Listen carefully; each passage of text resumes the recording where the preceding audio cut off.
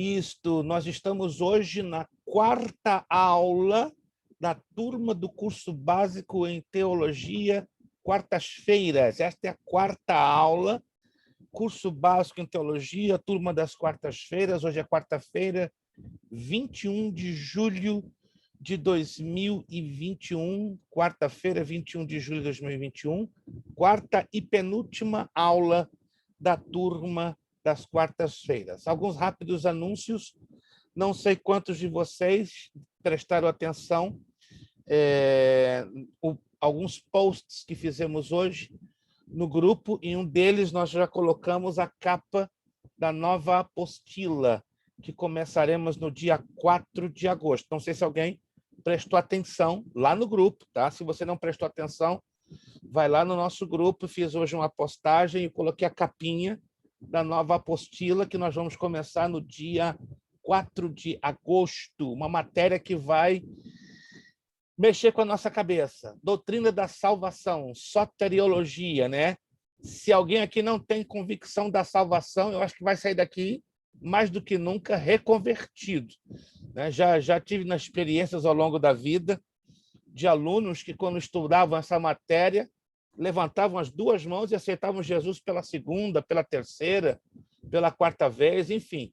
Mas o mais importante é que, se alguém aqui for ter uma nova experiência de conversão, vai ser válido, vai ser abençoador. Mas essa matéria vai mexer com muita gente, vai mexer com a nossa cabeça, vai mexer com tudo. Então, estejamos em oração, porque uma matéria que vai realmente abalar a nossa estrutura. Boa noite, irmã Michele. Paz. Paz, pastor. Estava tendo dificuldade aqui, o computador não está abrindo, então eu tenho que ficar no telefone mesmo. Ai. Esse computador tem que... É uma benção. Nós temos que orar por ele, minha irmã. Um dia eu não uso o computador, não. Aí é complicado. Vamos orar. Orar eu posso. Agora, ungir o computador, aí é heresia. Eu não posso, não dá. Não posso levar o óleo da unção para o computador, não, que dá zebra. Isso aí. Ou vamos orar para Jesus, então dá um outro, né? Dá um MacBook. Isso. Dá um MacBook para a senhora na caixa. Pensou? Amém, recebo. Semana retrasada, eu acho que falei bobagem, né? Um aluno estava com um problema lá numa outra turma, o computador dele estava ruim, né? Eu falei, vamos fazer o seguinte, vamos fazer uma oração aqui, parei 5 minutos, e vou pedir a Jesus um MacBook. Ele começou a rir. Não, pastor, quem vai me dar um MacBook de presente? Eu não sou ninguém, não sou importante. Irmã, ele me chamou hoje de manhã em prantos. Deram para ele o MacBook. O chefe do trabalho dele. Glória uma coisa a Deus. Que ele não esperava. Está aqui, 10 anos dos teus bons serviços, estamos aqui te dando um MacBook na cara. Eu falei, rapaz, eu falei bobagem. Eu falei sem sentir, não esperava que isso acontecesse, não. Pensa num cara incrédulo, eu. O profeta falou que aconteceu. Que é isso, né? Eu fiquei assustado, né? Mas aquele hora de arrebentar de quase $2.000. Mas chorou. Falei, calma, meu irmão. Morreu alguém? Não, pastor. A sua oração se cumpriu. Ganhei um MacBook na caixa. E, meu Deus, eu nem percebi o que eu falei. Meu pai, misericórdia. Então, se essa palavra para a irmã Michele Ornelas ou para alguém aqui que está precisando de um computador novo, então pega aí, segura. Se é de Deus, vai acontecer. Se não é de Deus, você vai passar borracha e esquecer. Bom, também quero agradecer de todo o meu coração pelos irmãos que já puderam fazer o pagamento da sua mensalidade do mês de julho. Muito obrigado. Deus abençoe e recompense e continue prosperando a cada um de vocês. Os irmãos que ainda não procederam aos seus pagamentos, vocês têm 9 dias, ou seja, até o dia 30, para fazer o seu pagamento. Lembrando que nós temos um sistema automatizado. Dá exatamente no dia 30, passou do dia 30, no dia seguinte, no caso, quem não procede, o pagamento é automático, né? Vai um avisinho para o seu privado do WhatsApp, simplesmente para você se lembrar que você está com a sua mensalidade atrasada, e aí é simples, é só me chamar para nós conversarmos e chegarmos a um acordo em ajudá-lo da melhor maneira possível, tá bom? Não tem problema se você, por alguma razão, até o dia 30 não consegue fazer o seu pagamento. O mais importante é a comunicação, entende? A comunicação, para mim, é o que mais importa, e aí juntos chegaremos a um acordo para ajudar aqueles irmãos que estão com dificuldade de pagar em dia a sua mensalidade. Outros, sim, a partir da próxima semana, permitindo Deus, nós já estaremos liberando algumas das notas que estão realmente atrasadas. Eu reconheço. Nós estamos, esta semana, entrando num período de uma relativa estabilidade. Depois, desde que começamos o Beré, muito difícil. Então, o que eu vou fazer a partir? Já estou avisando isso a todas as turmas. Eu já vou liberar as notas pela matéria mais recente, que vocês terminaram até chegar à mais antiga. Entende? Então, eu peço um pouquinho mais da paciência dos irmãos. Não tem sido fácil, mas, graças a Deus, já a partir de setembro, vamos ter um outro professor que estará me ajudando com a ministração das matérias, né? Um mês, uma matéria estarei eu, um outro mês, uma outra matéria, na verdade, estará ele. Ele estará sendo distribuído praticamente em todas as turmas. É um homem de muita experiência, já de muitos anos. Eu não colocaria, eu sou um pouco exigente, né? Eu não colocaria qualquer professor aqui. Tem que ser alguém muito melhor do que eu. Não estou dizendo que eu sou melhor em nada, mas vocês vão conhecer um professor. Ele é muito conhecido aqui na área. Inclusive, ele teve um seminário alguns anos atrás, não vingou por A e B razões. Então, eu o convidei, tive essa alegria de convidá-lo no final de semana. Então, a partir de setembro, ele vai estar ajudando a Academia Bíblica Bereia, e isso aí vai aliviar bastante o nosso trabalho, né? Peço as orações, irmãos, que há um grupo de 78 hispanos que estão querendo, a todo custo, começarem a estudar conosco. Eu estou segurando, eu não posso, de momento, abrir uma classe em espanhol, mas no último final de semana, 4 pastores de igrejas aqui da área pediram um total de 78 candidatos hispanos. Eles querem começar um curso básico em teologia em espanhol. Eu disse para os pastores, segura, me dá mais 2 meses, porque eu sozinho não estou dando conta do recado. Então, peço que os irmãos me ajudem em oração, porque eu estou em mira a um pastor, também amigo nosso. Ele é argentino, trabalhou conosco quando fomos ali missionários, e eu estarei fazendo a ele uma proposta para que ele possa nos ajudar com as classes em espanhol. Ele aceitando, então, teremos em setembro em diante, né, o Bereia também em espanhol. Só Jesus na causa. Então, enquanto muita gente está correndo atrás de trabalho, o trabalho está vindo em nossa direção, e, por incrível que pareça, nunca isso aconteceu em 21 anos de América. Eu estou recusando trabalho, por incrível que pareça. Não é? Pastor, só está com problema na cabeça? Estou. Acredite, para eu recusar trabalho, eu estou realmente com um grave problema na minha cabeça. Não estou dando mais conta do recado, eu quero fazer a coisa bem feita, então eu não posso pegar tudo ao mesmo tempo, porque vocês sabem, quando a gente quer pegar tudo ao mesmo tempo, como diz um ditado, né? Pegar os pés com as mãos, e o mundo com os pés e com as mãos, uma coisa não dá certo. Eu gosto de fazer as coisas bem direitinho e bem organizadas para glorificar o nome do Senhor nosso Deus. Hoje é a nossa última aula desta matéria. Então, consequentemente, aliás, a penúltima aula desta matéria. Consequentemente, a próxima aula será a última, sendo a última com a provinha. Sim, irmão João? Não sei se o pastor lembra que na última semana eu tinha uma pergunta. Então, sim. Não. Em seguida, eu não me esqueci. Tá aqui anotadinho já na pauta. Está aqui na pauta, né? Já olhando aqui para a minha pauta já há uns 5 minutos, né? Está aqui bem grandão o nome do irmão Chu. Entende? Então, hoje nós temos a nossa penúltima aula, correto? E a última aula desta matéria vai ser na próxima quarta-feira, dia 28. Né? Nós tomaremos uma parte da aula para fazer a conclusão da matéria, e os 30 minutos finais nós usamos para fazer a nossa provinha. Né? Nossa provinha, como vocês sabem, é bem simples. Nós vamos mandá-la de 2 formatos. No formato na tela, como fosse um slide, e um formato de fotografia que vai direto para o grupo do WhatsApp. Isso para facilitar, na verdade, a conclusão. Porque se usamos só um formato de slide, gasta muito tempo. Se tem 2 páginas, seriam 2 telas. Então, gastaria muito tempo até que o último terminasse a primeira tela para virar a segunda tela, então gasta um tempo enorme. Então, decidimos trabalhar com 2 formatos. Né? Quem quiser fazer na tela vai ter que ter a paciência de esperar a virada da primeira para a segunda tela, né, na medida que vão terminando.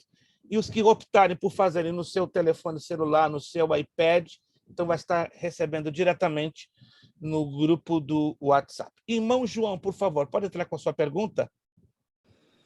Pastor, na semana passada, por sinal, nós estávamos na terça-feira, não foi na quarta? Isto. Mas eu estava lembrando que a gente está falando sobre os evangelhos. Sim. E há muito tempo atrás eu vi um comentário sobre o Evangelho de João, e sendo caracterizado como uma colcha de retalhos, que existia muitas influências, não somente da igreja local, tempo, e que o formato final que nós temos no livro de João não teve somente a influência dele, mas também de outros autores no decorrer do tempo. Eu gostaria de saber se isso procede, ou se é uma influência errônea. Já li comentários sobre o assunto, não vou lhe negar, isso já há uns 25, 30 anos. Achei um pouco estranho esse tipo de abordagem, né? Eu, particularmente, desconhecia, quando eu li pela primeira vez em uma apostila de um pastor batista, muito me chamou a atenção. Aí eu disse, não, eu vou procurar investigar mais a fundo para tentar entender como é que ele chegou a esta conclusão. E investigando em 4, 5 diferentes livros sobre os evangelhos, até na primeira metade do século XIX, levantou-se uma teoria, e essa teoria que agora o irmão João acaba de colocar, que o evangelho de João poderia ter sido em parte, não em todo ele, parte do evangelho, se baseado em narrativas esporádicas. E essa teoria, basicamente, ela não fecha, ela não procede por 3 ou 4 razões bem básicas, e algumas delas, daqui a pouquinho, já vão entrar nos pormenores. Mas uma delas é a questão da integridade do texto.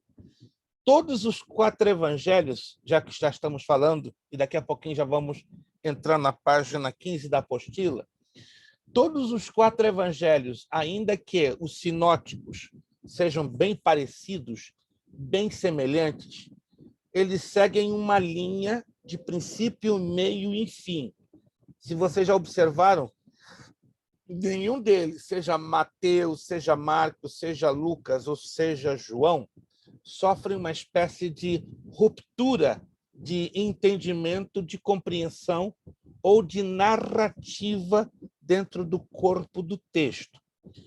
Os 2 únicos livros da Bíblia, que se você analisar com calma, tá? Até deixo essa dica para você analisar com calma, que a narrativa ela sofre uma aparente quebradura, uma aparente ruptura, seria o livro de 1ª e 2ª de Crônicas. Por qual razão?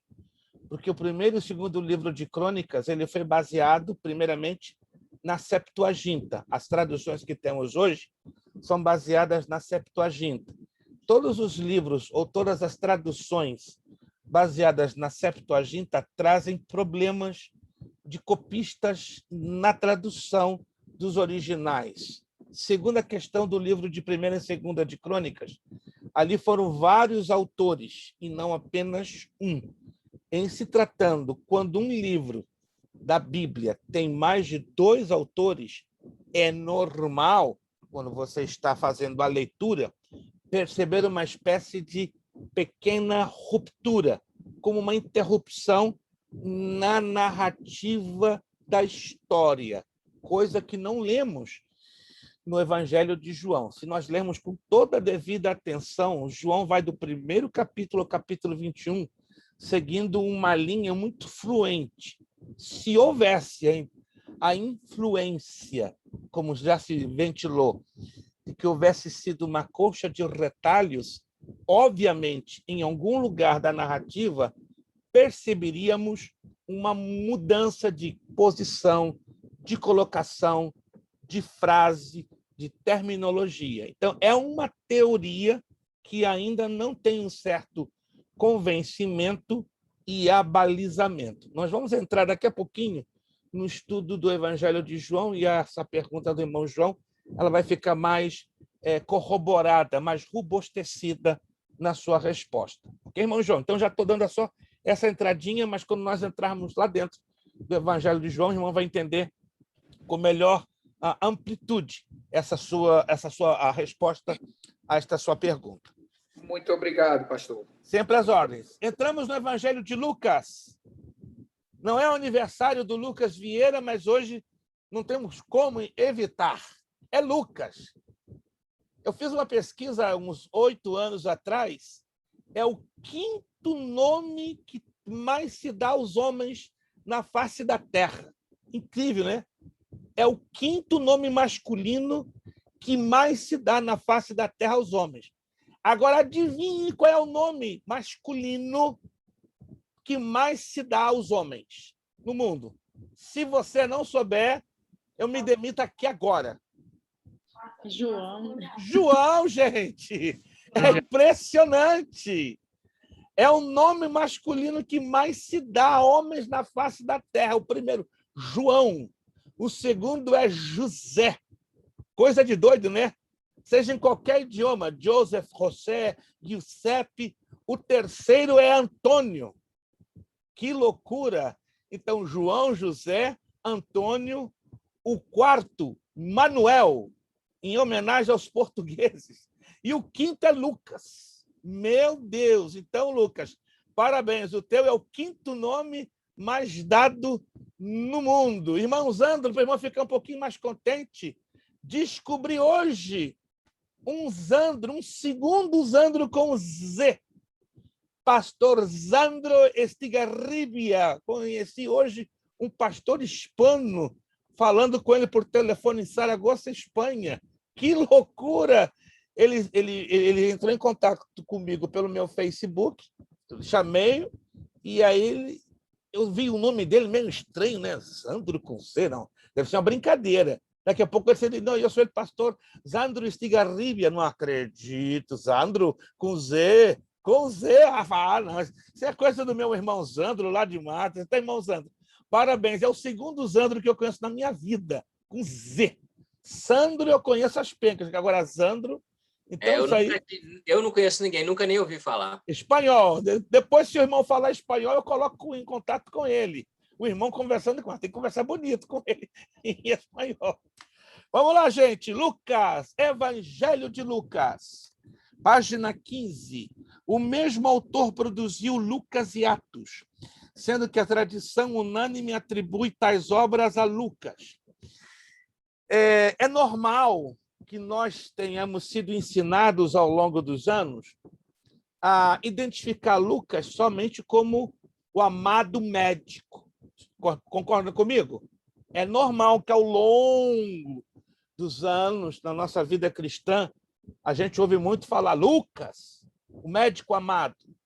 Só que quando estudamos a fundo, descobrimos que Lucas não apenas foi um médico. Lucas foi um polímata. Esse nome, essa expressão que eu estou falando aqui agora, em português do Brasil não é muito normal. Quando você vai, pega um dicionário do português de Portugal, aí você vai descobrir lá a palavrinha polímata. P-O-L-I-M-A-T-A. Polímata. É muito usado também no espanhol. O que é um polímata? É uma pessoa que exerce muitos talentos com fluidez. O maior polímata da história da humanidade, não sendo o Senhor Jesus Cristo, foi um pintor, arquiteto, engenheiro, desenhista, projetista, chamado Leonardo da Vinci, o autor da Mona Lisa. Alguém já ouviu falar da Mona Lisa, aquele quadro famoso que está no Museu do Louvre, em Paris? Pois bem, é o quadro mais caro do planeta Terra. Está avaliado em 800 milhões de euros. Bagatelinha de uns 900 milhões de dólares. Você olha para aquele quadro, ele não tem nada de impressionante. Eu estive na frente dele umas 4 vezes no Louvre, ali em Paris. É um retrato de uma senhora que estava com uma expressão um pouco séria, né? Quando você estuda a história daquela mulher que foi usada para o quadro da Mona Lisa, ela havia perdido a sua filhinha de 4 anos de idade, a coisa de uns 3 meses, estava praticamente de luto. Mas, de repente, quando diz a história, quando Leonardo da Vinci estava pintando aquela mulher, ela deu um sorriso meio sem graça, e Leonardo, segundo a história, perguntou: por que você está sorrindo? Não, eu agradeço a Deus os anos com quem eu tive a Giovanna, né, minha filha, na minha convivência. Mas eu estou mencionando o Leonardo da Vinci porque ele foi tudo isto. Aí eu trago para Lucas. O que tem a ver com Lucas? Lucas foi algo parecido com um polímata. Ele não era apenas um médico. Pouca gente sabe que, além de médico, ele era historiador, biógrafo, biólogo. Que interessante. Então, médico, que é o mais importante e o mais conhecido de todos. Biógrafo, historiador, biógrafo e geógrafo. Então, Lucas entendia de geografia, Lucas entendia de medicina, Lucas entendia de história, Lucas entendia de geografia e de biologia. Então, era um polímata e fazia bem todas estas atividades. A Bíblia só menciona ele como sendo um médico, mas ele tinha 5 diferentes atividades que o fizeram também de um polímata. Nos dias de hoje é raro encontrarmos homens e mulheres que sejam polímatas, né? Porque isso na verdade, é um dom, é um talento que Deus confere a um ser humano desempenhar muitas atividades profissionais, muitos talentos ao mesmo tempo. Mas, sendo Lucas um polímata, então ele tinha muitas vantagens, e teve muitas, ao redigir 2 livros de sua autoria, que foi o Evangelho que levou o seu nome e o livro histórico de Atos dos Apóstolos. Foi companheiro fiel de Paulo. Lucas era gentio, companheiro de Paulo e médico. Escreveu 2 volumes, como acabamos de falar, Lucas e Atos, como 2 volumes sobre a história do cristianismo, início e desenvolvimento. Ou seja, Lucas fala do início do cristianismo e Atos fala do desenvolvimento. Um se refere à vida e ministério de Jesus, que é o Evangelho de Lucas, e o outro à expansão da igreja, o livro de Atos. Lucas é, de certa forma, considerado o primeiro historiador da igreja. Lembre-se que a igreja teve vários historiadores, não muitos, mas teve um número de 4 a 5. O mais importante e o primeiro deles, indubitavelmente, sem sombra de dúvida, foi Lucas. Tivemos também Flávio José, né, que é um historiador judeu. Temos Heródoto, um historiador grego. Filo, outro historiador de origem grega. Temos Suetônio, um historiador de origem romana. Temos também Eusébio, o segundo mais importante depois de Lucas e de Flávio José, vamos dizer assim, né? É uma trindade: Lucas, Joséfo e Eusébio, o chamado Eusébio de Cesaré. Inclusive, tem obras escritas por aí afora. Se você um dia for na CPAD ou qualquer livraria evangélica, você pode pedir lá, né, a História Eclesiástica. Quem é o autor? Eusébio. Muitíssimo interessante, né, para quem gosta de entrar na profundidade da história da igreja. A data da redação do Evangelho de Lucas, provavelmente no final da década de 50 e início de 60 depois de Cristo. O local, então, um tanto incerto, mas Antioquia poderia ser o local. Deixa aqui colocar algumas coisas importantes. O Novo Testamento fala de 2 cidades com o mesmo nome, Antioquia. Vou repetir. O Novo Testamento fala de 2 cidades com praticamente o mesmo nome. Só a região faz a diferença da Antioquia tal, da Antioquia tal. Alguém se lembra as diferenças dessas Antioquias? Lucas, o teu som hoje está horrível, Lucas. Não sei o que está acontecendo. Eu acho que é o teu fone. O teu fone está problemático. Pastor, tem Antioquia da Síria, não é isso? Essa eu me lembro. Antioquia da Síria é o primeiro, perfeito, e o outro? O Da segundo eu só... Pisídia. Da Como? Pisídia. Pisídia. Pisídia. Agora vamos na geografia bíblica nos localizar. Antioquia da Síria estava próximo do mar Mediterrâneo. Procure se localizar. Antioquia da Pisídia estava no centro quase no centro da Ásia Menor. Como é que eu sei disso? Os mapinhas que geralmente temos lá no final das Bíblias mostram isto. Se você tem essa dúvida, procure uma Bíblia, que lá no finalzinho tem um mapinha, tá? Aí você procure um mapa da Ásia. Aí procura a Ásia Menor e procure a região costeira do mar Mediterrâneo.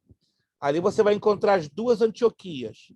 Antioquia da Síria, pertinho do mar Mediterrâneo, e entrando na Ásia Menor, você vai encontrar quase no meio da Ásia Menor a Antioquia da Pisídia. Em cima desta abordagem que eu estou fazendo agora, qual dessas Antioquias nela ocorreram dois eventos que marcaram a história bíblica. Vou repetir. Nós falamos aqui da Antioquia da Síria e de Antioquia da Pisídia. Ok. Qual dessas Antioquias, nela, ocorreram dois eventos de grande importância na história da igreja? Eu não sei se é Antioquia da Pisídia, eu creio que seja, mas é a que Foi foram da chamados Síria. cristãos pela primeira vez e a primeira base missionária. O senhor acho que citou isso na aula passada. Isso, perfeitamente. Então, Antioquia da Síria. Síria. Lá foram pela primeira vez os discípulos de Jesus chamados cristãos. E ali foi a primeira base missionária da igreja, a primeira base. Você vê isso perfeitamente quando você lê Atos, capítulo 13, do verso 1 ao 4. Isso é importante, não sai da nossa memória, tá? Antioquia da Síria, não Antioquia da Pisídia, porque é um pouquinho normal nós fazermos um pouco de confusão.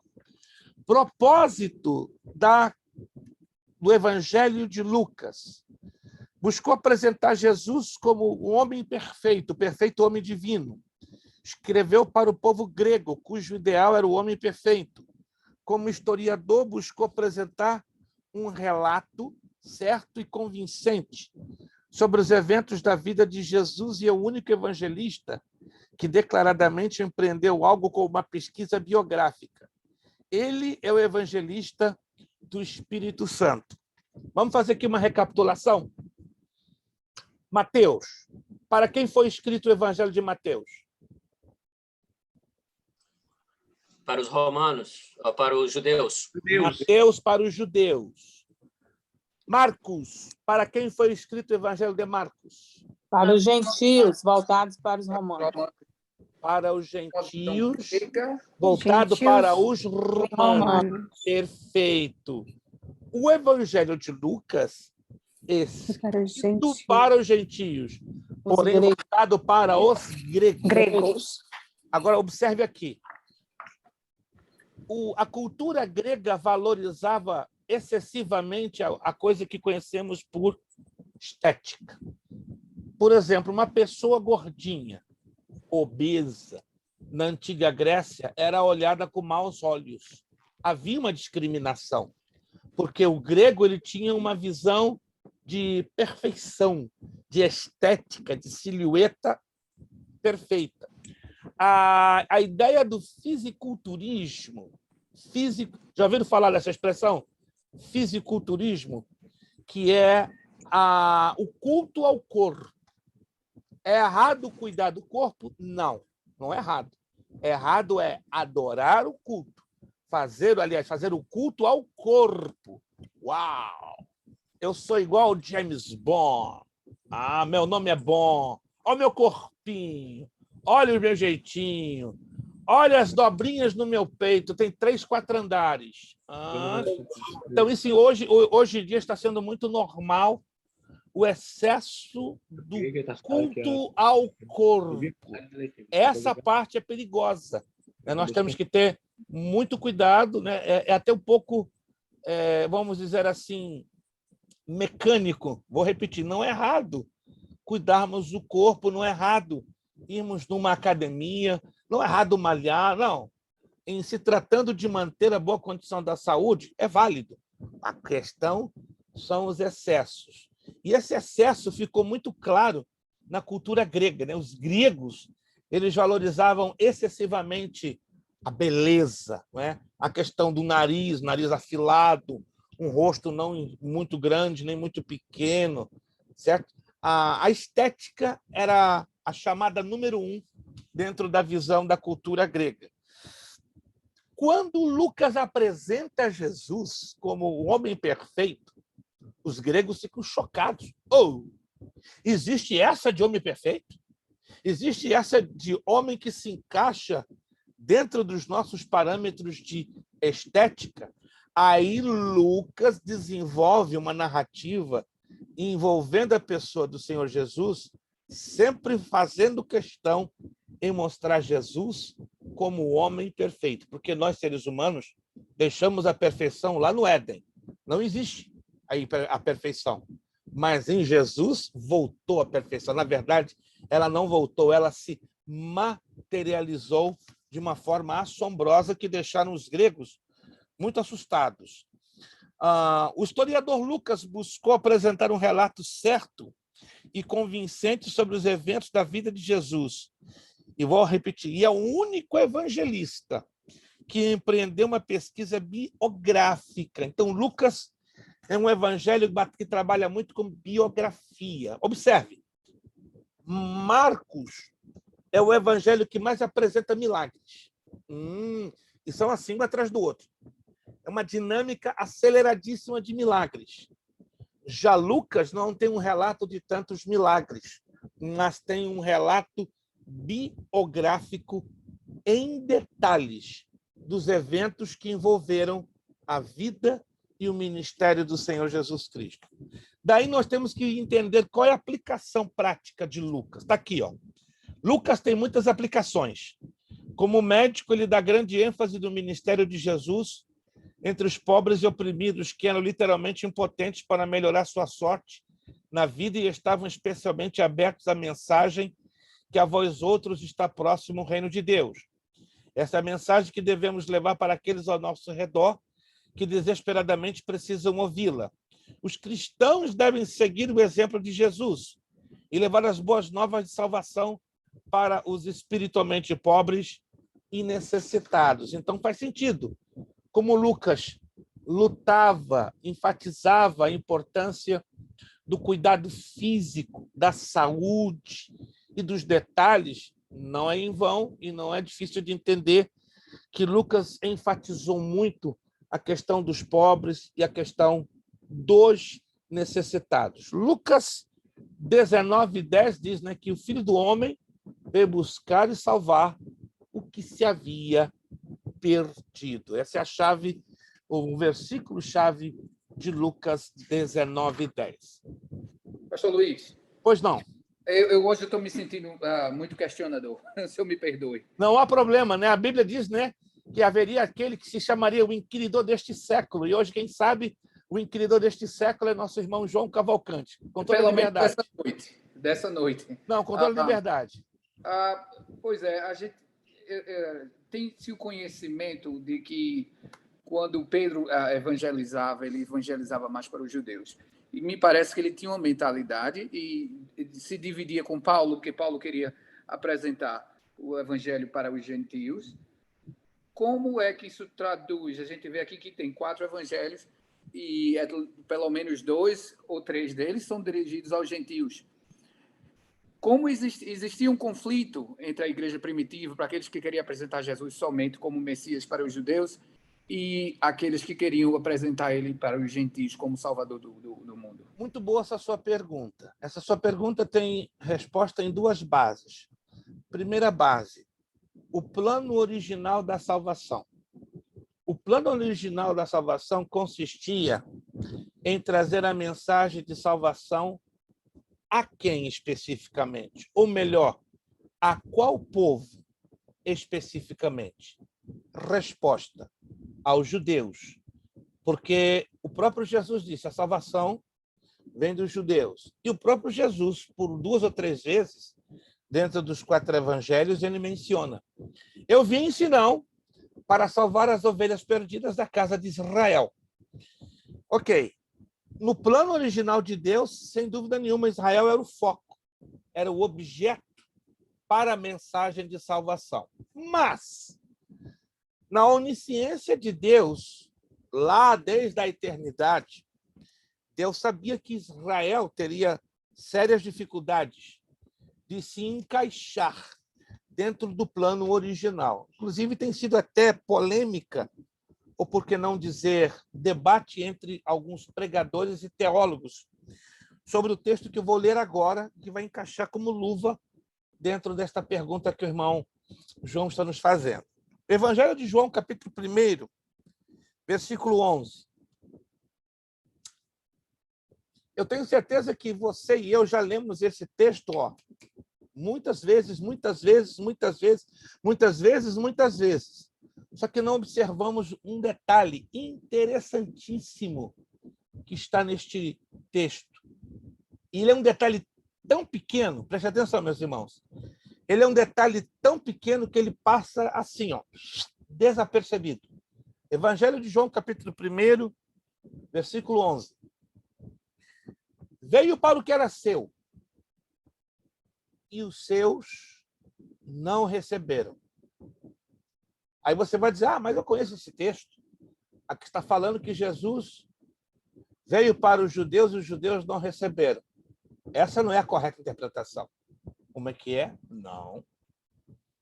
Esse é o problema. Vamos entender o problema. Olhe para mim. Olhe para esse texto aqui, por favor. Você vai encontrar 2 pronomes possessivos. Seu e seus. Estão vendo? Estão lendo? Seu e seus. Ambos são pronomes possessivos. Concordamos com isso? Agora vamos entrar em gramática da língua portuguesa. Ou língua difícil. Meu Deus, eu quem diga. Padeci para entender um pouquinho a língua portuguesa, depois de mais de 18 anos estudando. Como já falei a vocês, a língua portuguesa não é a minha língua nativa. A minha língua nativa é o hebraico e o espanhol. Fui conhecer definitivamente a fundo a língua portuguesa depois dos meus 32 anos de idade. Que, pastor? Mas eu já falava português muito mal, escrevia muito mal, entre os meus 14, 15 e 16 anos de idade, mas eu tive que fazer algo, né? Tive que fazer 2 faculdades de língua portuguesa para que eu pudesse me vingar da enorme dificuldade que a língua portuguesa estava me causando e até hoje me causa. Você pensa que não me causa, minha cabeça dá, às vezes, só Jesus na causa. Mas tudo bem, não vou entrar aqui, isso é uma coisa muito pessoal. Mas eu fiquei tão, digamos assim,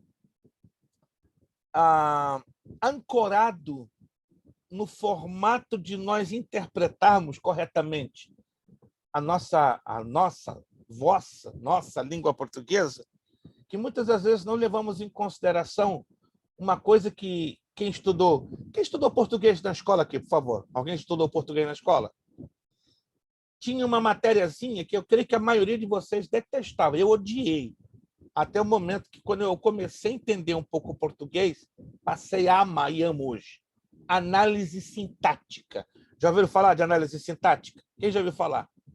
Qual é o objetivo da análise sintática? Você analisar palavra por palavra, verbo por verbo, pronome por pronome, conjunção por conjunção, preposição por preposição. É como se você estivesse dissecando um cadáver, literalmente. E essa frase aqui a gente tem que dissecá-la.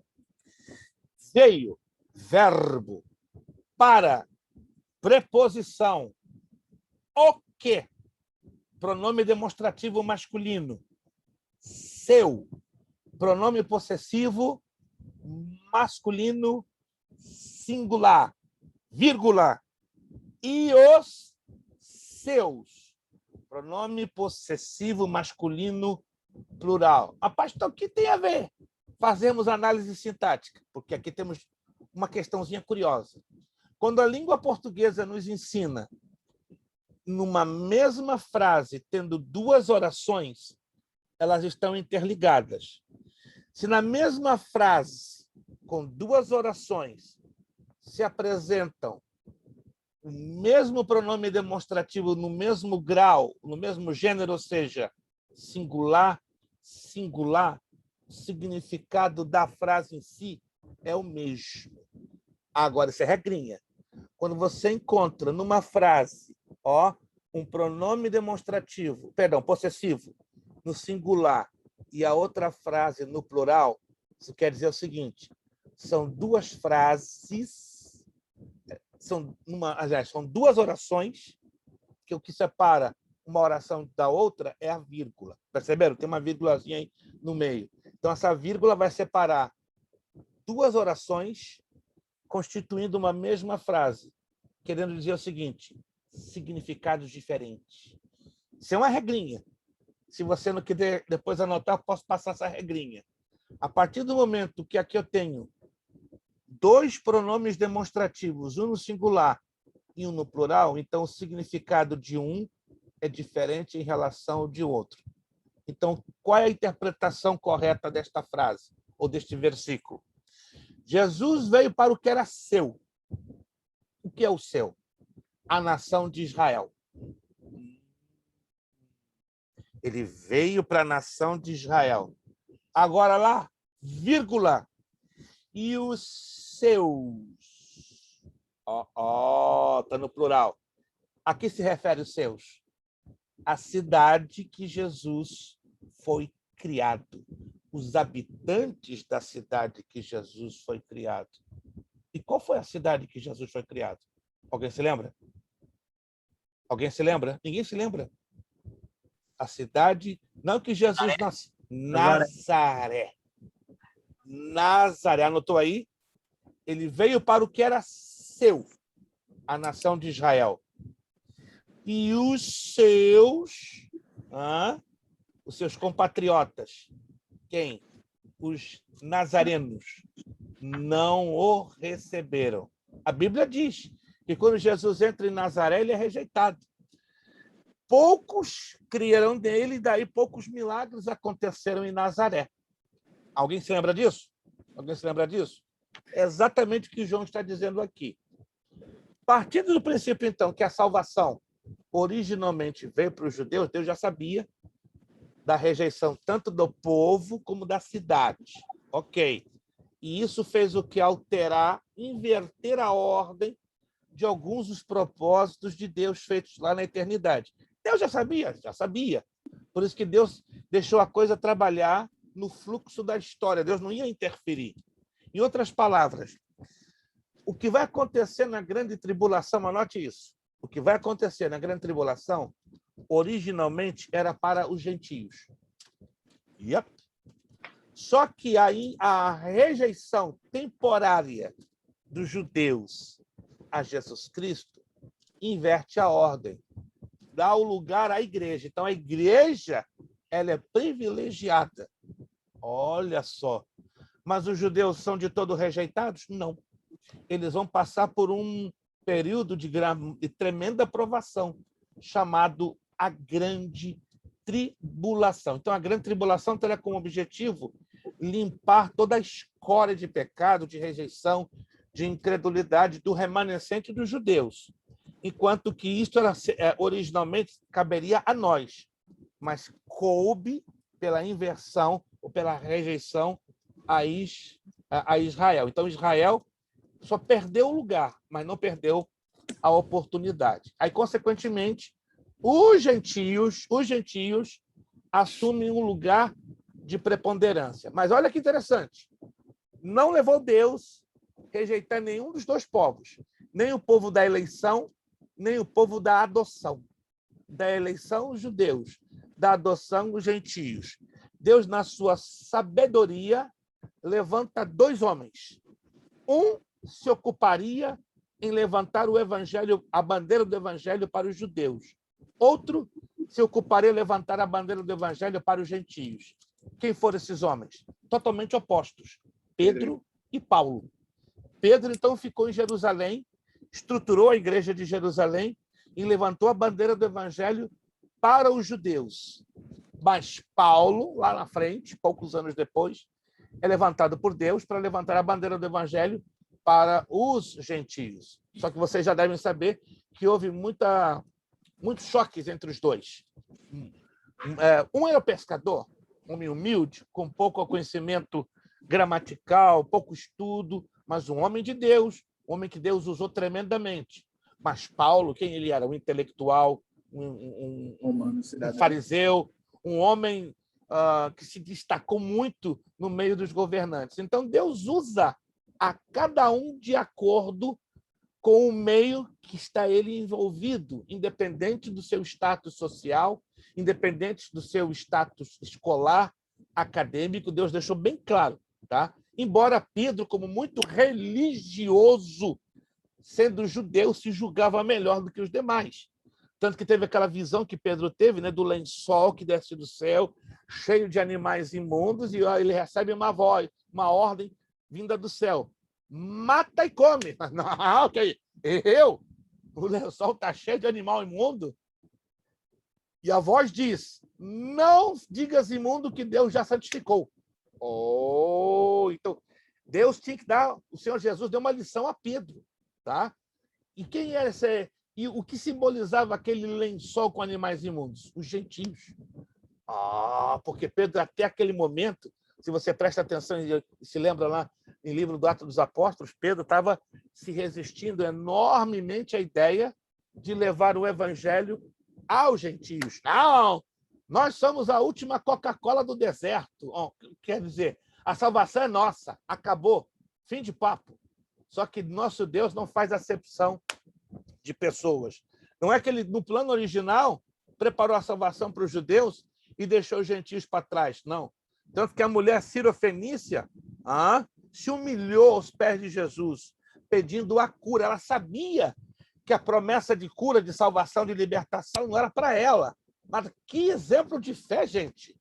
Ela sabia, não, eu não sou judia, eu sou cirofenícia, eu sou estrangeira, eu sou imunda, mas não quero saber. Eu reconheço nele o Salvador do mundo, eu reconheço nele o Messias de Israel, eu reconheço nele a solução para a minha família. Lá foi a mulher, se humilhou.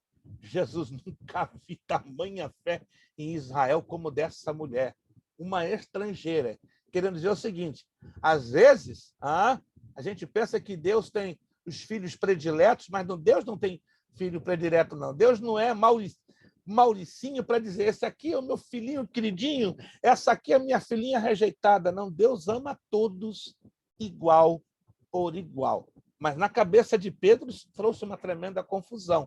Tanto que Pedro e Paulo se chocaram fortissimamente durante algum tempo, mas lá na segunda carta de Pedro, ele reconhece, né, a autoridade, a integridade, a lisura, tudo que de bom Deus levantou na vida de Paulo, a ponto de dizer, né, é verdade, o nosso irmão Paulo escreve bonito, escreve letras difíceis, que os incautos costumam, né, torcer, ou seja, as pessoas que não têm conhecimento básico, né, até mesmo de gramática, pegam as palavras de Paulo e tendem a distorcê-las.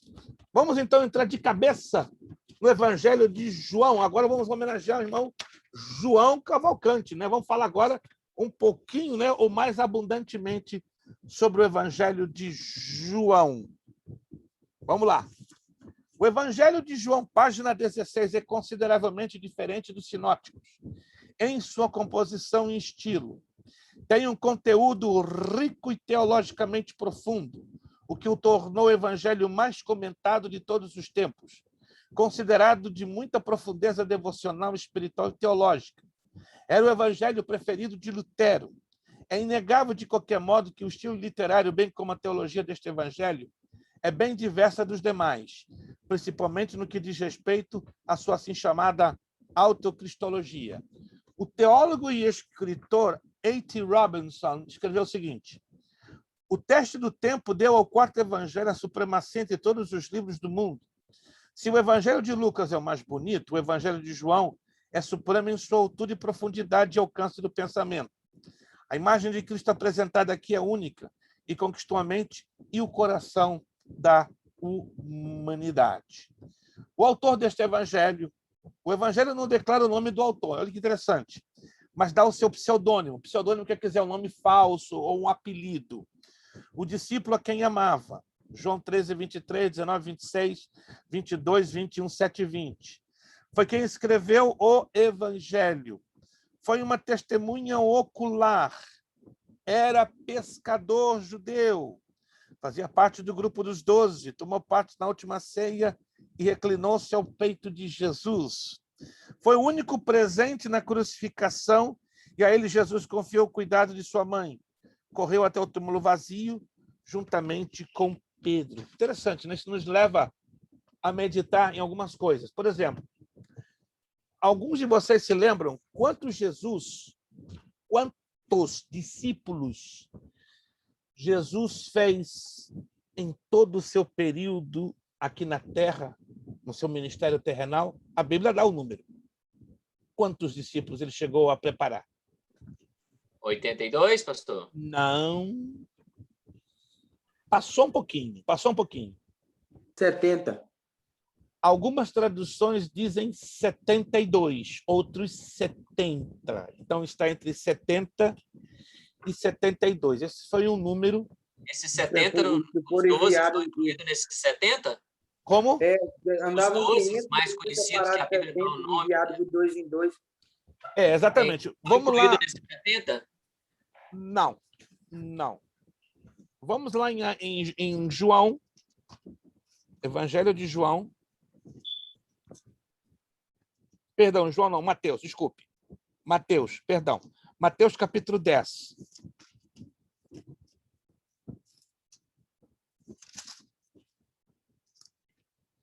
Mateus capítulo 10.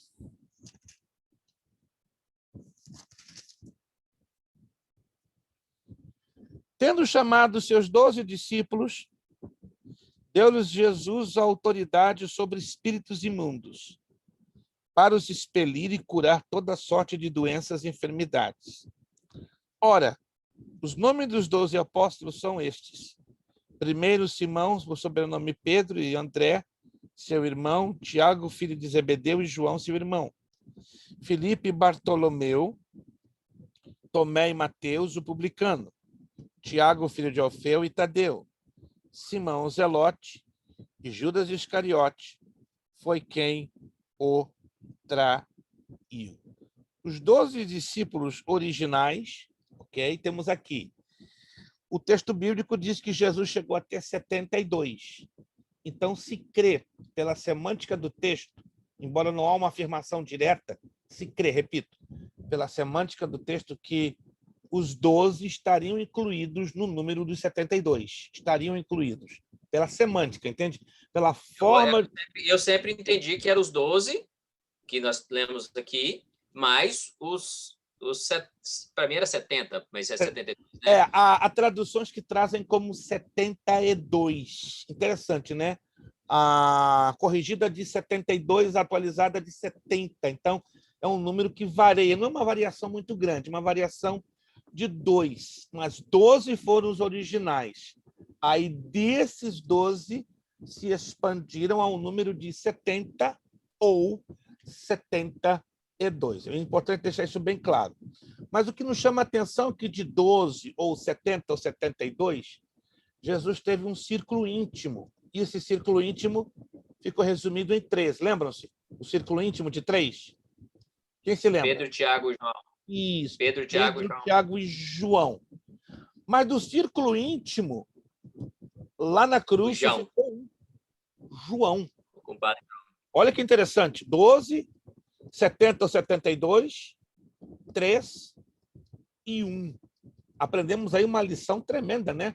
Jesus aprendeu ao mesmo tempo o que era estar cercado por tanta gente e o que era estar abandonado, praticamente abandonado.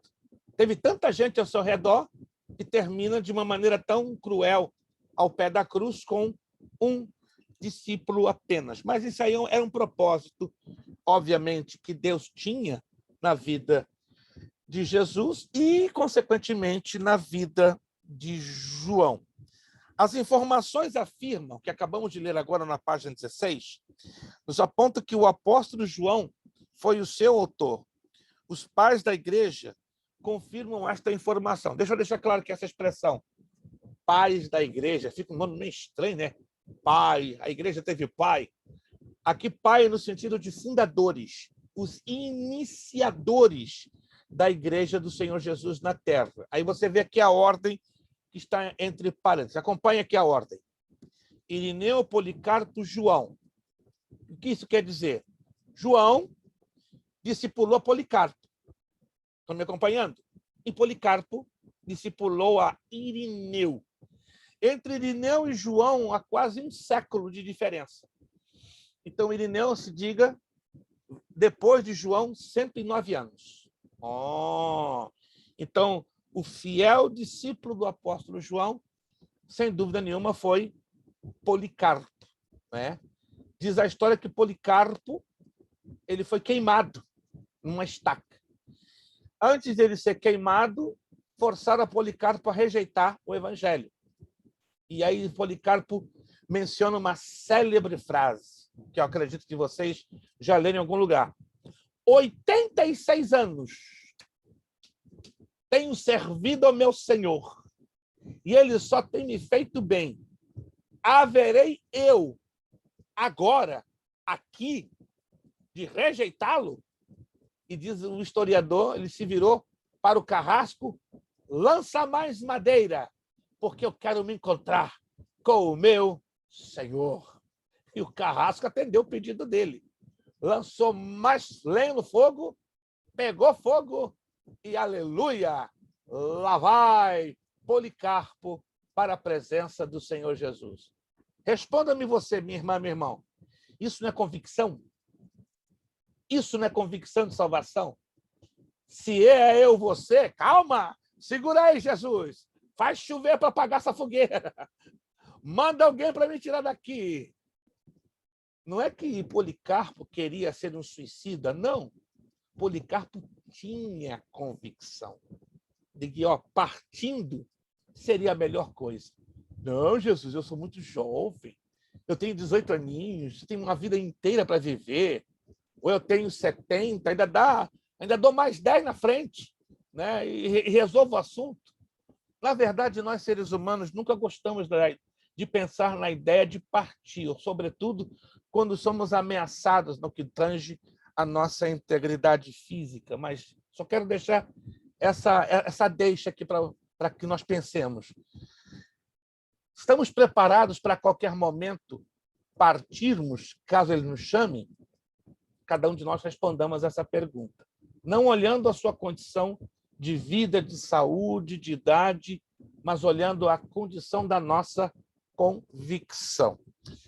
Outra coisa importante que eu quero deixar claro é que temos que ter cuidado com os nomes na Bíblia, porque alguns desses nomes eles se repetem com muita frequência e causam um pouquinho de dificuldade de identificar. Por exemplo, o nome João, a gente pensa que só tem um ou dois, mas a Bíblia fala de vários Joões.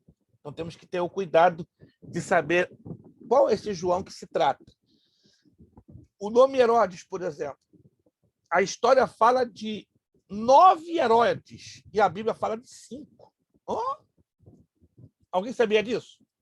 A Bíblia fala de 5 Herodes. Herodes o Grande, Herodes Antipas, Herodes Filipe, Herodes Arquelau e Herodes Agripa. Está tudo na Bíblia? Está tudo na Bíblia. O problema é que só a gente se leva em consideração só 2 Herodes. O Grande, não é? O que foi o responsável pela matança dos inocentes, das crianças abaixo de 3 anos de idade, pensando que ele poderia eliminar Jesus, e Herodes Antipas, aquele que foi comido por bichos. Se lembram disso? Lá em Atos dos Apóstolos, foi comido por bichos. Mas nos esquecemos que temos Herodes Filipe, Herodes Arquelau e Herodes Agripa, que esteve com o apóstolo Paulo. Vamos falar um pouquinho na próxima aula, quando nós estivermos fazendo o fechamento do livro de Atos dos Apóstolos, como também das demais outras epístolas. Este João era irmão de Tiago, filho de Zebedeu, também chamado como filho do trovão. Qual outro nome que a Bíblia dá aos filhos do trovão. Vocês se lembram? Boanerges. Boanerges. Ó, irmã Aline, sincronizado com o Ludo. Parece que eles ensaiaram a mesma frase. Bom, estava olhando os lábios dos dois. Boanerges. Sincronizado. Não Parabéns. entendi que é Boanerges, não. Parabéns esse coral. Coral Aline e Lucas. Meu Deus, pronunciaram juntinho. Boanerges. Quando é que foi escrito esse evangelho? Provavelmente entre os anos 80 e 100 depois de Cristo. E provavelmente na cidade de Éfeso. Agora vamos aqui nos lembrar dessa cidade. Éfeso. 2 eventos bíblicos que envolveram a cidade de Éfeso. Alguém se lembra? A Bíblia traz 2 eventos do Novo Testamento muito marcantes que envolveram a cidade de Éfeso. Quem se lembra? Rapaz, que silêncio. Às vezes eu penso que deu pane na transmissão. Vou repetir a pergunta. O Evangelho de João provavelmente foi escrito na cidade de Éfeso. E a cidade de Éfeso foi palco de 2 grandes e importantes eventos narrados na própria Bíblia. Quais seriam esses eventos?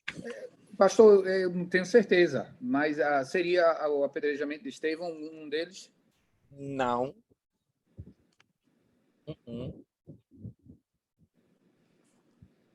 Ninguém está conseguindo se lembrar. Rapaz, eu sei que vocês já leram, sei que vocês até já recitaram, mencionaram de alguma maneira e não estão conseguindo se lembrar. Vou para o mais fácil para o mais difícil. Primeiro evento, Jesus dirigindo uma de suas cartas à igreja que falhou com o primeiro amor. Ao anjo que está na igreja que está em Éfeso. Tenho contra ti que tens deixado o teu primeiro amor. Esse é um evento. O outro evento, eu tenho certeza que vocês já leram, mas não estão conseguindo se lembrar. Paulo chega à cidade de Éfeso, certa feita, ali prega, e ele fica impressionado com a enorme quantidade de idolatria, sobretudo com os comerciantes que preparavam estátuas de uma mulher, com vários peitos, múltiplos peitos ou seios. Ela também era conhecida pelos gregos como Artemis, mas entre os romanos ela era conhecida como Diana. E os comerciantes se sentiram tão ameaçados pela pregação de Paulo ali em Éfeso que começaram a gritar em um socorro: grande é Diana dos Efésios! Grande é Diana dos Efésios! E a ira tomou conta daqueles comerciantes a ponto de que eles ameaçaram a apedrejar a Paulo. E dessa feita, Paulo diz: pernas para que te quero. Mas Paulo teve ousadia de enfrentar ou confrontar a cidade, uma das cidades mais idolátricas ou entregues à idolatria naquela região. Lembrar agora? Procure não esquecer, tá? Esses 2 eventos importantes que envolveram a cidade de Éfeso. O propósito do Evangelho de João. O autor deixa muito claro o seu propósito ao escrever. Jesus realizou na presença dos seus discípulos muitos outros sinais miraculosos que não estão registrados neste livro, mas estes foram escritos para que vocês creiam que Jesus é o Cristo, Filho de Deus, e crendo tenham vida em seu nome. Como este foi o último evangelho a ser escrito, seu autor não se preocupou em repetir histórias e fatos que os outros haviam narrado, mas completar a obra dando uma outra visão. Seu objetivo era mostrar como Jesus, como Filho de Deus, o Criador encarnado e a sua essência divina. Olha que interessante aqui, peço sua atenção.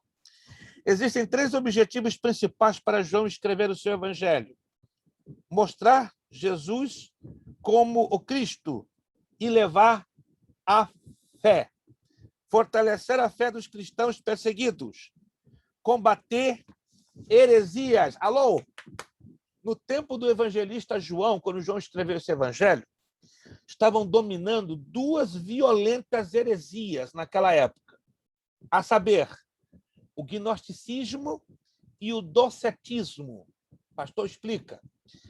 Gnosticismo vem da palavra gnose. Gnose vem do grego. Gnosis, sabedoria interna, o conhecimento interno. Em outras palavras, os gnósticos ensinavam que você, dentro de você, pode encontrar um Deus e este Deus ser você mesmo, o dono de toda e completa sabedoria. Isso é uma heresia, porque nós não temos condições de encontrar dentro de nós nem Deus, nem sabedoria. Nós temos uma coisa chamada instinto comum ou sentido comum, mas não temos condições de olhar para nós e dizer, Deus, não. Se hoje Deus está dentro de nós, foi através do sacrifício que Cristo realizou ali na cruz do Calvário. Então, hoje, ele, pelo Espírito Santo, habita dentro de nós. Mas, naturalmente, nenhum de nós temos capacidade de encontrar aqui dentro nem sabedoria, nem o próprio Deus. Estamos de acordo com isso? Nós não temos. Sozinhos não temos essa capacidade, se não for a ação de Cristo na nossa vida. Isso quer dizer, então, o gnosticismo. E o que é o docetismo? É uma confusão violenta. Eles acreditavam o seguinte: o Filho de Deus, não um Filho de Deus, o Filho de José e Maria veio ao mundo como Jesus. Escuta essa. O Filho de José e Maria veio ao mundo e nasceu com o nome Jesus. Ele se tornou Cristo depois da sua ressurreição. Porque Jesus representa o lado humano, mas não era Deus. Então, o docetismo nega que Jesus houvesse sido Deus no período do seu ministério terrenal. Ele se torna Deus depois da ressurreição e ascensão aos céus. Uau! E estava sendo muito pregada esta heresia. Gente, não pense que hoje é a época das heresias. Naquela época tinha cada heresia grosseira de você até duvidar do diabo. Gente, é uma coisa assim. Era um Deus de segunda escala, pastor? Mais ou menos isso. Mais ou menos isso. Gostei dessa abordagem do Lucas. Um Deus de segunda escala, que vai e volta. Se transforma e destransforma. É igual Power Rangers, morfador. É mais ou menos por aí. Eu como super-homem, né? Com óculos é Clark Kent, sem óculos e a capa é super-homem. Então, eles viam Jesus dessa forma. Ou seja, os docetistas não podiam aceitar que Jesus fosse Deus. Aceitaram, sim, depois da sua ressurreição e ascensão aos céus. Isso, repito, é menosprezar a divindade de Cristo num corpo de homem, mesmo antes de ter alcançado o quê? A glorificação e a ascensão aos céus. Características principais deste evangelho. Se você nunca leu, eu sugiro. 21 capítulos não faz mal a ninguém, do Evangelho de João. Simplicidade de linguagem, ênfase na natureza divina de Jesus ao invés da ética, paternidade espiritual de Deus, os últimos dias de Jesus e a ênfase no Espírito Santo. Pensa no Evangelho que fala bastante, muito da pessoa do Espírito Santo. Agora, o que mais nos chama a atenção, que Jesus disse que ia orar ao Pai para enviar o quê? Outro quê? Consolador. Porque Jesus era o Consolador. Anote aí, a palavra Consolador vem de uma palavrinha grega chamada Paracletos. Paracletos. No português de Portugal se usa muito a palavra paráclito. Até no nosso português brasileiro tem, só que ele não é muito usado. Mas o que quer dizer paráclito? Defensor, advogado. No português do Brasil é muito normal. Meu defensor, meu advogado. Mas no português de Portugal, meu paráclito. Porque vem da palavra grega paracleto. Paracleto quer dizer o que está ao lado, que está bem do ladinho. Então, Jesus disse, eu pedirei ao Pai outro paráclito, outro como eu estive ao lado de vocês, vai estar outro, ó, igualzinho a mim. Ele usa a palavra allos, ao invés de heteros no grego. Allos parácletos. Outro de mesma essência, de mesmo poder, de mesma autoridade. Presta atenção. Das 3 pessoas da Trindade, o Espírito Santo, alô, é o único que não fala de si mesmo. O Pai fala de si, o Filho fala de si, mas e o Espírito fala de si? Ele fala do que ouviu da parte do Pai e que ouviu da parte do Filho. Ele glorifica o Pai e ele glorifica o Filho. Mas que coisa interessante, gente, o Espírito Santo não se glorifica e ele é Deus. E ele é digno de toda a honra, de toda a glória, de todo o louvor, mas ele não se glorifica. O que é isso? Qual é a finalidade, então, do Espírito Santo? O Espírito Santo se colocou como um grande exemplo para nós. E ele vive dentro de nós. E ele, em momento nenhum, se glorifica. E poderia se glorificar, porque é Deus. Concorda comigo? Ele é Deus. A ele lhe cabe esse direito de falar de si, de se glorificar, mas isso é a postura ética do Espírito Santo. Oh, que coisa linda! Temos que aprender muito com o Espírito Santo. O Espírito Santo é ético, o Espírito Santo é educado. O Espírito Santo nunca vai querer aparecer, se bem que ele aparece, e aparece muito. Mas ele, por si próprio, ele não gosta de aparecer.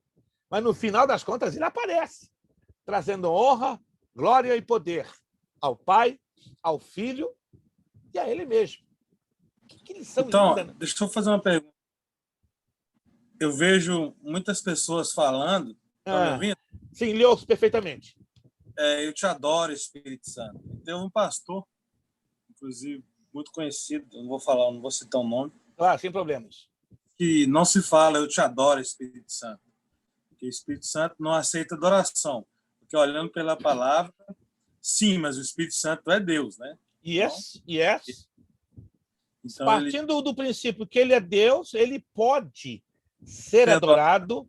Então, eu posso, quando eu estou na adoração, falar, eu te adoro, Espírito Santo. Então, irmãos, eu faço isso há 52 anos, então há 52 anos eu estou mal.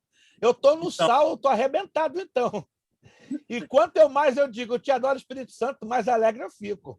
Mais alegre eu também fico. Então... Mas eu fico, fico cheio, e aí quando eu estou quase transbordando, eu passo, eu te adoro, Jesus. Quando eu estou quase estourando, eu te adoro, Pai. Quando eu não estou aguentando mais, eu te adoro, Pai. Filho, gente, isso é sério. Isso que o pastor Tiago está falando é sério. Eu já ouvi, eu não vou dizer também o nome, tem um pastor no YouTube que ele disse que é heresia. Agora eu estou falando o que ele falou, e é pesado isso. O que ele diz? Irmãos, é heresia você dar honras e glórias ao Espírito Santo. Heresia? Heresia dizer que ele deixou de ser Deus. Heresia dizer que ele, depois do arrebatamento da igreja, vai ser retirado da terra. Isso é heresia. E milhares de pastores estão ensinando que o Espírito Santo vai ser retirado da terra depois do arrebatamento. Prova isso na Bíblia. Segundo de Tessalonicenses 2,6-8, nos mostra isso, que aquele que tiver que ser retirado no meio... Peraí, calma. Está lendo o texto, mas não está lendo o contexto. Quando você lê o contexto, você vai descobrir perfeitamente quem vai ser retirado da terra. Se é o Espírito Santo ou a igreja. Resposta? Igreja. O Espírito Santo não pode ser retirado, gente, porque ele é Deus.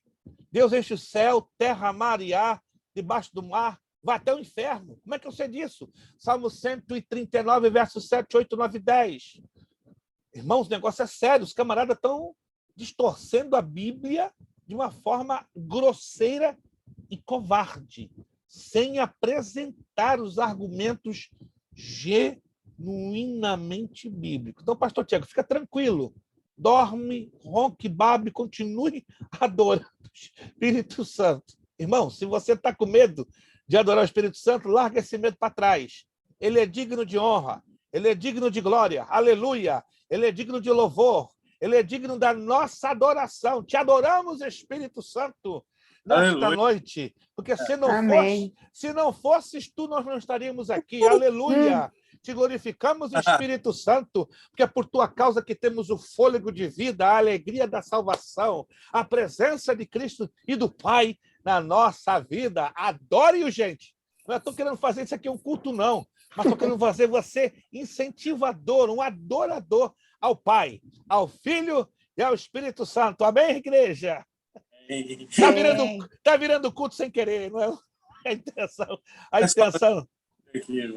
Aleluia. Coisa boa é saber que o Espírito Santo, ele deve ser adorado, glorificado, venerado, porque ele é Deus. Aleluia. Vamos lá. Vamos já, em 10 minutinhos, 15, já estamos terminando. Muito bem. Outras características do Evangelho de João. O livro dos diálogos. Irmãos, pensa no Evangelho que tem conversa à vontade. Como assim? Diálogo. Mateus, você vê poucos diálogos. Marcos, você lê e encontra poucos diálogos. Lucas também.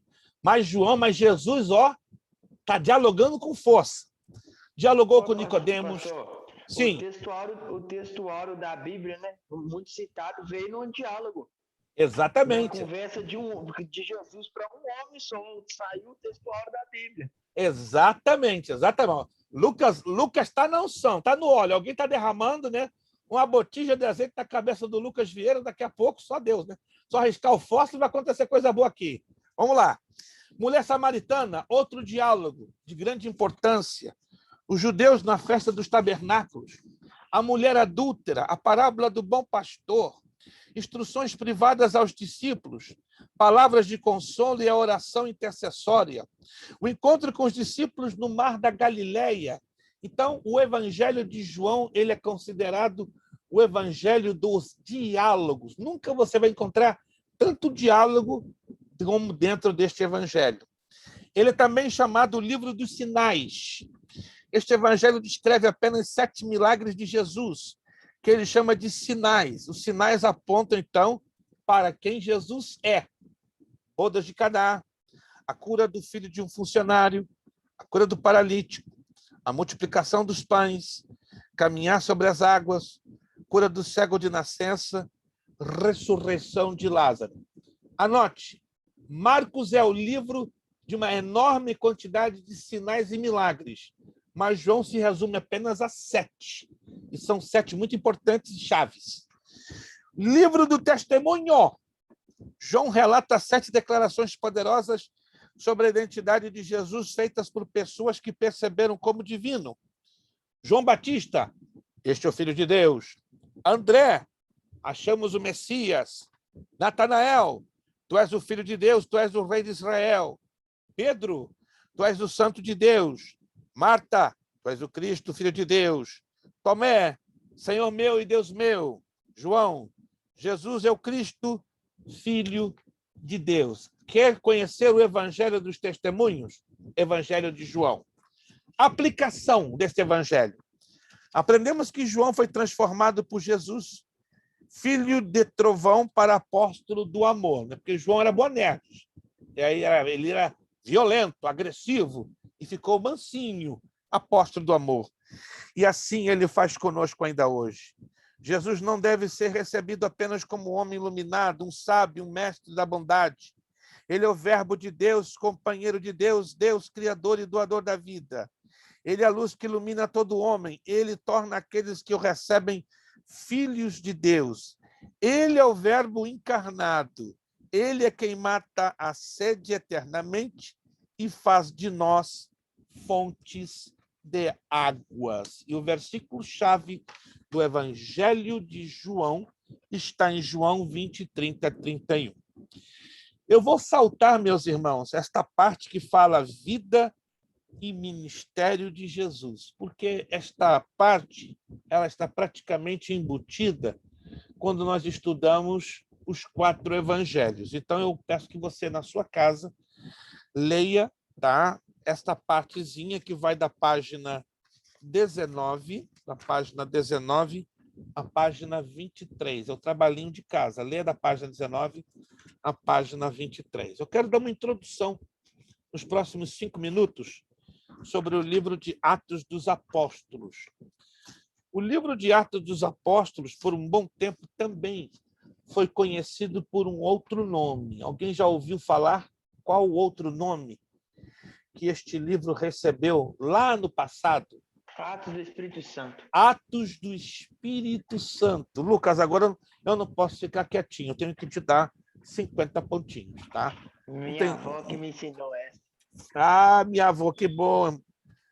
Já dei a Lucas mais 50 pontinhos. Se eu acho que o Lucas agora, por enquanto, é o candidato à isenção da prova da próxima semana. Ele está pertinho, só se o irmão Zandro passar dele, né? Porque são os dois que até agora têm 50 pontos, né? Quando um aluno alcança pela terceira vez 50 pontos, ele já está isento da prova. Então, irmão Zandro, fica afiado, afia o seu facão aí, porque se o irmão responder mais 2 perguntas, ultrapassa Lucas e pronto. Já está isento. Irmão Wallington está ali, tá? Ele está se fortalecendo, ó. Vocês não estão percebendo, ele está ali, ó. Está se fortalecendo, porque na hora que ele começar, ó, quando ele começar a responder as perguntas, sai da frente. É isenção direta. A irmã Aline está lá quietinha, está numa concentração tremenda. Quando ela abrir a boca para falar, sai da frente. Atos dos Apóstolos. Atos relata a história de uma parte do trabalho de alguns dos apóstolos durante mais de 30 anos depois da ressurreição de Jesus. Neste livro, aprendemos como o evangelho foi espalhado no mundo através de homens e mulheres que foram convencidos do fato que Jesus morreu e ressuscitou e foram para toda parte do mundo anunciando o evangelho. É um livro diferente de todos os outros do Novo Testamento, por se tratar de um documento histórico e narrativo, e não doutrinário. Então, chama a atenção a vocês. Atos não traz doutrina, não traz um ensinamento específico do que devemos fazer, do que deixamos de fazer, tá? Ele é uma narrativa basicamente, puramente histórica. E isso é importante levarmos isso em consideração. Irmãos, eu quero dar ponto, ou quero tentar dar isenção para alguém. Então, eu vou fazer uma pergunta que eu me lembro, eu já fiz essa pergunta. Eu já fiz essa pergunta em uma outra turma e, assim, um tiro de bala, uma aluna, inclusive, me respondeu. No livro de Atos dos Apóstolos, nós temos um determinado personagem. Ele é o único personagem, preste atenção, no livro de Atos. Eu quero acreditar que alguns de vocês vão se lembrar. Ou o irmão Sandro, ou o Lucas, alguns de vocês, eu não sei exatamente quem, vão se lembrar. Mas ele é o único personagem que, num determinado capítulo, nós vemos ele sendo chamado por Deus para exercitar um cargo na igreja. Diaconato. Em outro capítulo, nós vemos ele... Evangelista. Como é que é? Felipe. Foi chamado como diácono e depois ele é apresentado como evangelista. Falaram os dois ao mesmo tempo. Me quebrou ao meio. Rapaz, tá bom. Felipe, Eu vou fazer o seguinte, eu vou dar 25 para Lucas e 25 para o irmão Zandro. Felipe, em Atos 6:5, ele é chamado para ser diácono. Felipe... Mas se a gente também fosse esperar o senhor terminar e querer responder. Mas foi muito rápido, irmã. Estava com o dedo na agulha, estava ali com o dedo na agulha. Em Atos 21, deixa eu dar o texto certinho, em Atos 21:8, Felipe aparece como evangelista. Então, em Atos 6:5, como diácono. Mas em Atos 21:5, ele aparece como evangelista. Vamos lá, então. Uma outra pergunta, já que vamos daqui a pouco fechar. Qual a localidade do Mar Mediterrâneo, próximo do Mar Mediterrâneo, que naufragou aquele barco que levava Paulo para Roma? Malta. E lá, Paulo cura o pai de um magistrado, que era o nome desse o pai desse magistrado, e curou de que enfermidade?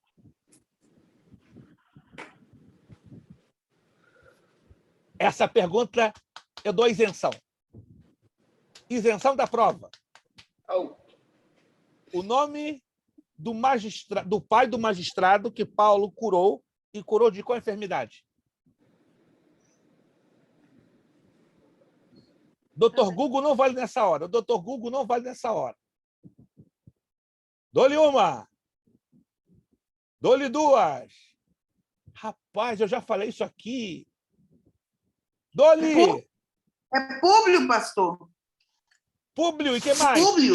Qual foi a enfermidade? Qual foi a enfermidade? Uma disenteria? Ai, ai, ai, ai, ai, ai, ai, ai, ai. Irmã Márcia Siqueira Perpétua, a senhora é perpétua. Isenta da prova de síntese do Novo Testamento. Meu Deus! Meu coração vai ter um infarto dos dois lados. Deixa eu anotar aqui. Valeu, irmã Márcia. Irmã Márcia é isso aí. Irmã Márcia é igual o vulcão Etna. O Vesúvio. Eu estava aqui aberto, Atos 28. Tava... Ei, mas irmã Márcia... Eu sabia onde Está em estava. Atos 28, exato. Mas irmã Márcia estava com o dedo no botão. Esse é o problema, irmão Zandro. Irmã Márcia, ela nasceu com o dedo no botão, ali, ó, ali. Igualzinho a Jacó. Né? Nasceu agarrado no pé de Esaú. Parabéns, irmã Márcia. Meu Deus. Amém.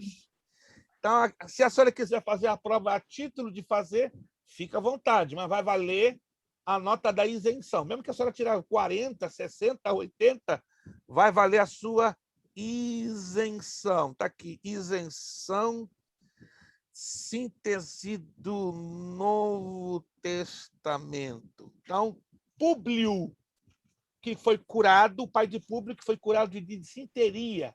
Né? Deve ser os Aires, pastor. Como é que é? De febre, né? Deve ser os Aires, estou no Brasil. Meu Deus, a senhora está no Brasil? Sério? Mas está excelente a sua conexão, meu Deus. Olha lá, irmã Márcia está lá no Brasil. Acho que os Aires do Brasil deu ela essa unção abençoadora. Que tremendo, que tremendo. Gente, mais 2 minutos e já terminamos. Mais 2 minutinhos e nós terminamos. O livro de Atos, como os evangelhos, não possui uma autoria declarada. Está aqui na página 24. Mas alguns detalhes apontam para a autoria de Lucas. Primeiro, dedicatória a Teófilo, referência a uma obra anterior, que acompanhou a Paulo em viagens e foi seu amigo, e o estilo de escrita muito parecido com o terceiro evangelho. Então, baseado nessas evidências internas, não cabe dúvidas que Lucas tenha sido o autor de Atos dos Apóstolos. A data, ano 64 depois de Cristo. Apesar de ser difícil fixar uma data específica para a sua redação, Lucas deixou de fora o relato de 4 eventos importantes para a história do primeiro século. Se você puder fazer um highlight, isso aqui é importante. Morte de Tiago, irmão do Senhor, ano 62. Perseguição sobre Nero, ano 64 depois de Cristo. Morte de Paulo, ano 64 a 65. E a destruição de Jerusalém, no ano 70. O local da redação de Atos não se sabe, incerto. O propósito do livro de Atos foi escrito para fornecer uma história da igreja primitiva, tanto a judeus quanto a gentios. A ênfase do livro é a importância do dia de Pentecoste e o ser capacitado pelo Espírito para sermos testemunhas eficazes de Jesus Cristo. Atos registra os apóstolos sendo testemunhas de Cristo em Jerusalém, Judéia, Samaria e ao redor do mundo. Grande parte dos leitores de Lucas não eram testemunhas oculares e sua obra também cumpre o papel de motivar os novos cristãos a permanecerem firmes no poder do Espírito Santo, o grande capacitador da igreja. Resumindo, relatar a história dos primeiros cristãos, fornecendo uma continuação do seu evangelho. 2, motivar a segunda geração de cristãos a permanecerem na missão, dependendo do Espírito Santo. E 3, mostrar o caráter impetuoso, porém pacífico da igreja. Então, esta é um resuminho, tá?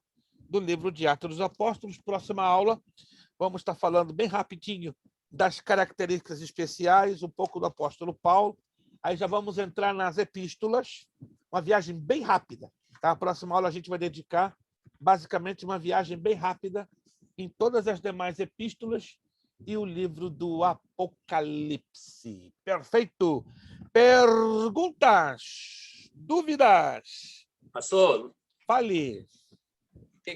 lê o versículo 1 de Lucas, capítulo 10, e me tira essa dúvida.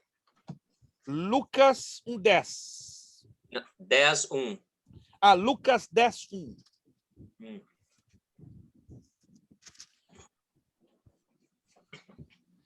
Depois disso, o Senhor designou outros 70 e os enviou de 2 em 2 para que procedessem de cada cidade e lugar aonde eles estavam para ir. É como eu lhe disse, tem uma outra tradução que diz 72.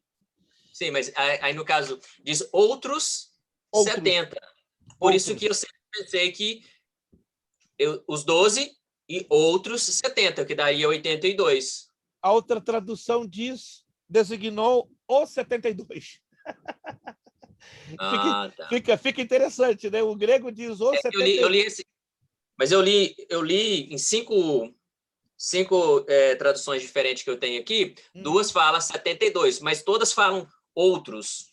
Sim, o outros realmente dá a ideia de, digamos, uma parte somada a outra parte. E aí daria um total que supostamente seria 82. Embora que no grego a expressão outros nem sempre expressa o somatório. Isso é interessante.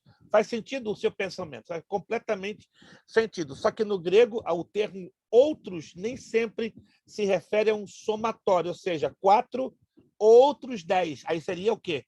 14. E esse é um caso bem curioso, que gera ainda um pouquinho de controvérsia, e é normal que venhamos a julgar que poderia ter sido 70 ou 72, mais 12 ou mais 10, dando, então, um total suposto de 82 ou 80 discípulos. Mas o mais importante é que eles existiram, desempenharam o seu trabalho. Esse é um grande probleminha que nós temos das traduções, né, dos 4 evangelhos, em comparação com as outras traduções em outros idiomas, diante do grego, que traz. Não são muitos os problemas, né? Só para dar um rápido exemplo para fechar. O texto do Novo Testamento que dá mais polêmica, eu acredito que o irmão Zando já deve ter lido, esse é o mais polêmico. Se quiserem anotar, é o mais polêmico, é o mais estranho. E ninguém entende o porquê desse texto. É exatamente o Marcos 16,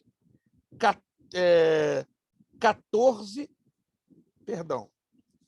Marcos 16, 14 ao 18.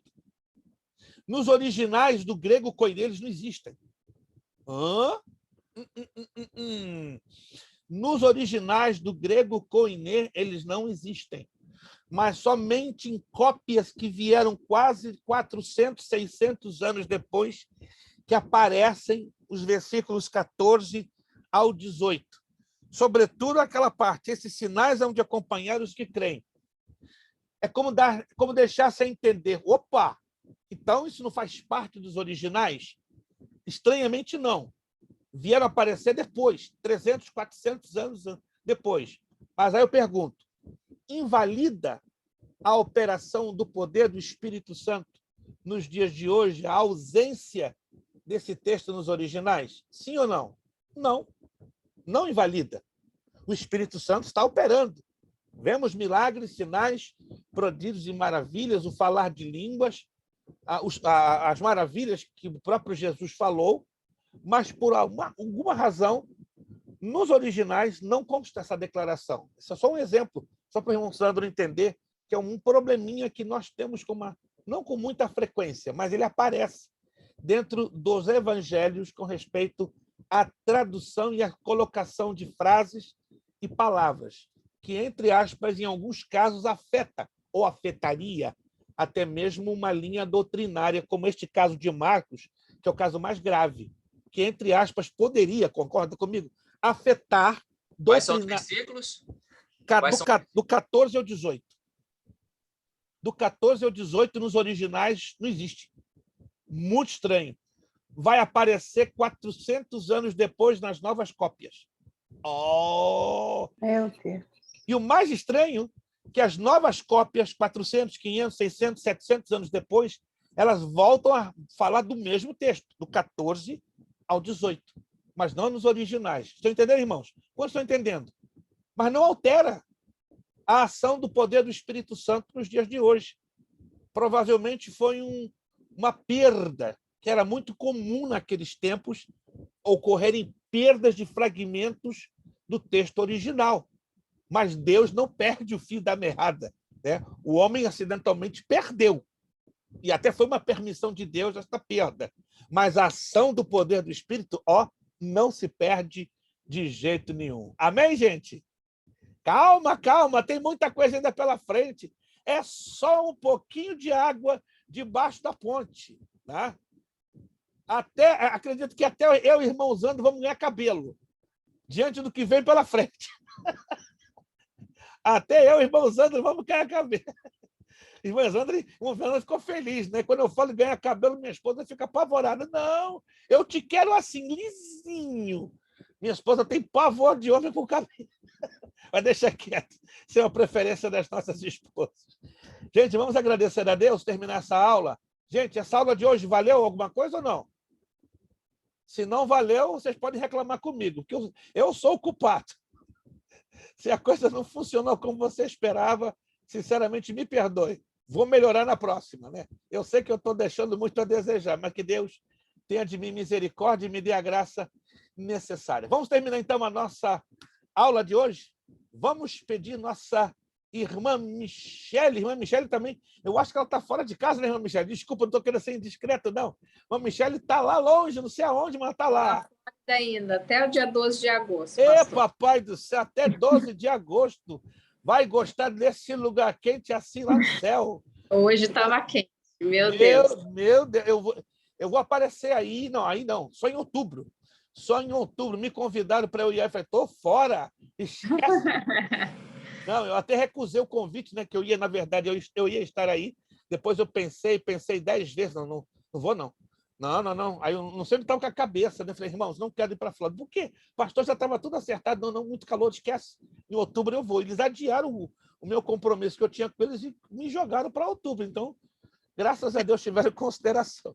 Irmã Michele, então, lá na Flórida, estará nos agradecendo a Deus por esta aula. Irmã Michele, deixa Deus lhe usar com esta palavra de oração final. Amém. Senhor Deus, nós queremos te render graças, Pai, por mais esse dia, por mais essa aula, Senhor. Queremos te pedir que o Senhor venha nos ajudar, Senhor, nos capacitar cada vez mais. Que o Senhor nos ajude, Senhor, a manter, Senhor, nos nossos corações a tua palavra, Senhor.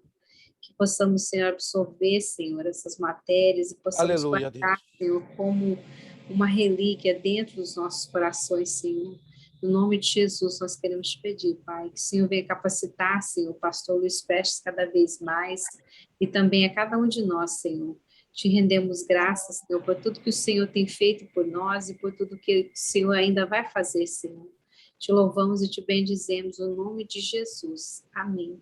Amém. Nosso muito obrigado, irmã Nube, irmão Wallington, irmão João e Luziane Cavalcante, irmã Lediane, irmã Jennifer Jackson, que não tem nada a ver com o Michael Jackson, irmã Michele, irmã Isadora, pastor Tiago Azevedo, Zandro Avancini, tô quase indo de novo na ilha, irmão Zandro, mas vai ser em outubro também.